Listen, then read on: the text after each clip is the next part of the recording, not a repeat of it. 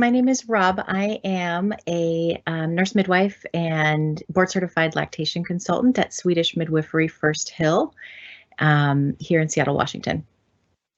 And I'm excited to join the presentation today. Thanks for the invitation. We're so excited. We're so excited to see your presentation. Why don't you go ahead and kick it off? Great. So my goals today are to talk a little bit about etiologies of pelvic pain in transgender and non-binary patients, both transmasculine and transfeminine patients, as well as to review the importance of trauma-informed care with this particular population. I'm going to go over some specific strategies for trauma-informed and gender-affirming care, specifically around physical and pelvic exams. And then I'll go over a case presentation of dyspareunia in a transgender man. And I want to start out with some notes on language specifically. So a deep dive into a Trans 101 information session would be obviously beyond the scope of this 15-minute talk.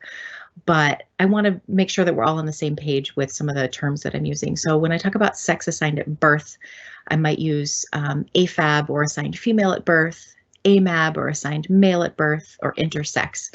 And this is a designation that's given when a baby's born based on the appearance of external genitalia and may or may not correspond to the sex chromosomes.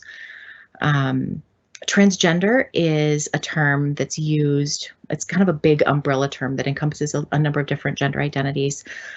When someone's internal felt sense of gender differs from the sex that they were assigned at birth. So say someone was assigned female at birth based on being born with a vulva, but their internal sense of self is that they are male or that they don't fit into any of the binary categories of male or female, then they might identify as non-binary.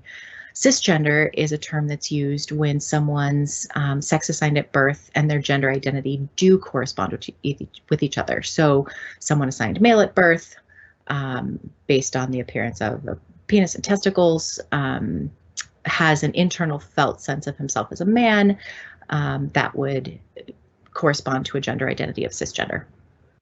The term gender identity just means felt sense of gender, which differs from gender presentation, the way that someone dresses or presents themselves. Sexual orientation is a different term that may or may not overlap with gender identity, but is specifically around someone's romantic or sexual attraction to other people.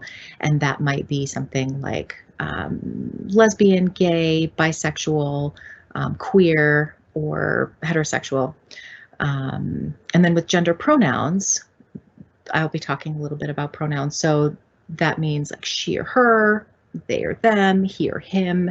There are some other so-called neopronouns that are specifically about how we talk about someone else in the third person when we're referring to them.